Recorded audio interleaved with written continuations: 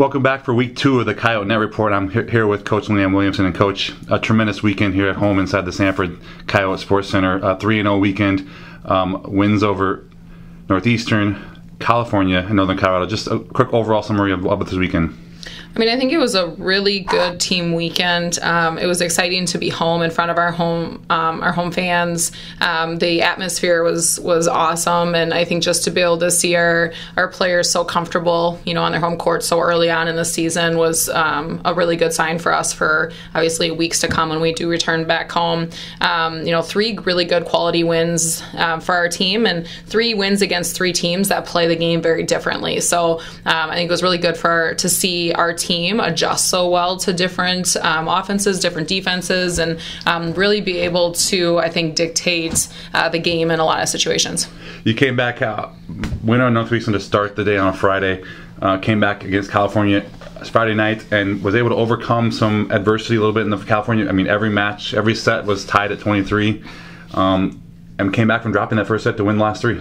I mean, I think it showed a lot of resiliency from our team to play against such a good team in California, and then to be able to make some really big plays in those last few points. So, set 1 I think was kind of interesting because I think we should have won that game alone, and I think it actually fueled our team going forward. So, to see them bounce back and play at a pretty high level those next 3 sets was pretty incredible. But to win in 4, but to have the difference in points be only 8 is pretty crazy. That just goes to show, I think, the level of volleyball that was played that day.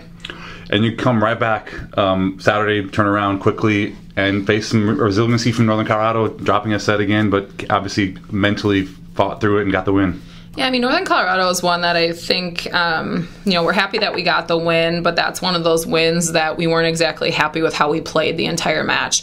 I think it's hard when you beat a team like California the night before and then have to really shift your focus and come back and play another very, very good team. It can be easy to not quite be as mentally prepared. I thought they came out in set 1 and played extremely well, obviously winning 25-15, but if you take away the one run that Mehana had in there, it's pretty much point for point in that game. And we knew that it was going to change in set 2, and I think our team just backed off a little bit. So we weren't necessarily happy with that performance. And set 3 and 4, I mean, we ended up winning, but I still don't think we played very cleanly.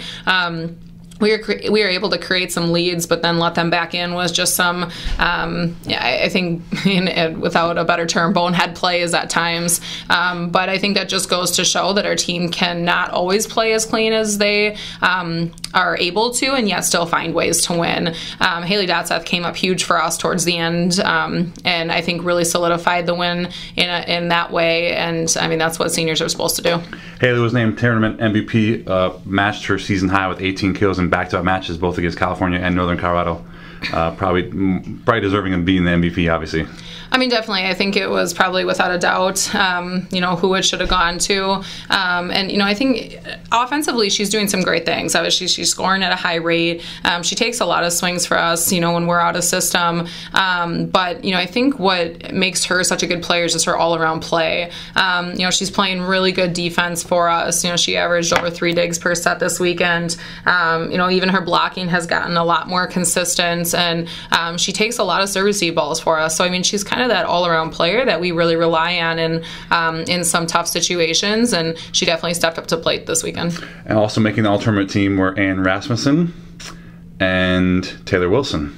Yeah, I mean, both of them had, again, I mean, Annie, we talked about a little bit already, but just, just a really good defensive player right now. I think she's very confident. I think she's making big plays in big moments, and she's giving our team kind of that confidence that we are going to play defense behind them if we don't score on that first attempt, which is something that we've kind of prided ourselves in the past.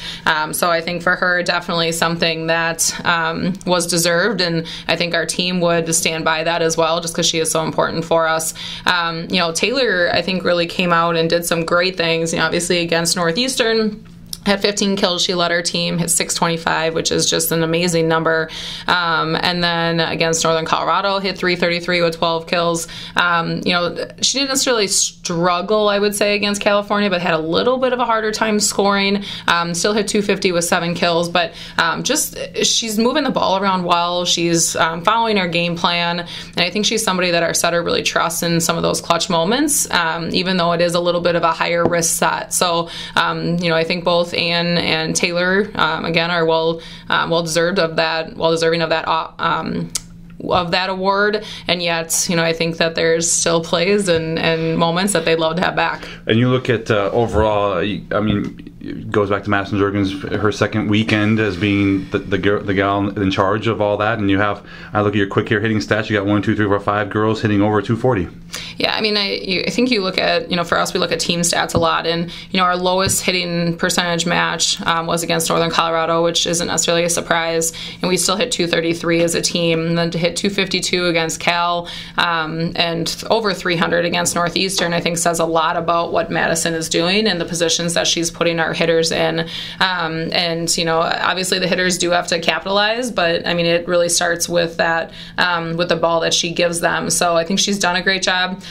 You saw a couple times where her execution faltered a little bit, but I think she was able to get it back, and she's very determined this week to kind of right some of those wrongs. And yet we talked a week ago about how big the block has become, and 3 more matches with at least six team blocks. Yeah, and against good teams, and I think that's something that is something that we have to look at. You're not always going to have 12, 13 blocks in a game, in a match, just because other teams are good. And I think that's what we saw with these 3 teams. I think they did a pretty good job of avoiding the block in a lot of situations. So for our team to still come up with those blocks, I think says a lot about them. I think it's something that we're going to continue to focus on. We're going to continue to try to improve on, because I do think that we can still block a few more balls in certain situations. But that block, when you're strong up at the net, it just makes that defensive backcourt area so much easier to defend. And I think you can see that when we look clean defensively, it's because both the front court and the backcourt are doing their jobs. I think just a couple of points that just stuck out of my mind. There was a block that ended either a set or a match, maybe late on either the California match or the Northern Colorado match, and there was a big block at the end of. Yeah, Northern Colorado. Taylor flew in at the last second there after the rally had gone back and forth a little bit, and got a big block at the end of the match. And we needed it at that time. Their big outside hitter was up at the moment, and to be able to stop it there and not allow that match to continue on, or that game even to just continue on, I think was really important for us, because like I said, we hadn't been playing our best volleyball, and we were only up by 1 at the time, so to be able to come up with a big stop like that against a very good outside hitter from Northern Colorado was huge for us. Looking ahead this weekend, a trip to Arkansas, Pine Bluff, Central Arkansas, and Little Rock. Teams that are, kind of unfamiliar. It's only our 3rd time ever playing Arkansas Pine Bluff. Only the 2nd time ever playing at Central Arkansas. So, but another challenging weekend. Play 3 matches in 2 days. Yeah, again, I think 3 teams that are going to be different from each other in different ways. Arkansas Pine Bluff. I will say I think we are the better team, but anything can happen on any given day. So, we're preparing for them like we would anybody else, and we'll make sure that we take it 1 match at a time. And then both Central Arkansas and Little Rock have had a lot of success in the past, and I know last time we played Central Arkansas, it was a really good battle. So, looking forward to playing 3 different teams from a different part of the country and challenging our team in a different way. And finally, what's something about keeping this momentum going from this weekend? Things that you work through in practice to keep that momentum going into this weekend? I think a lot of it just has to do with the fact that it's still very early on in the season. And, I think our team has done a very good job of understanding that this is a long season and that it is a process. And even though we're 5-1 right now, which we are very happy with, we're still not satisfied. We still know there are things that we need to get better at. And for them to be able to come in every day and see that and be able to work on that, is huge for us. I think offensively we get better because our defense is so good in practice. And, defensively, we just continue to push them in different ways and expand their range. But, I think that, when we look at the length of this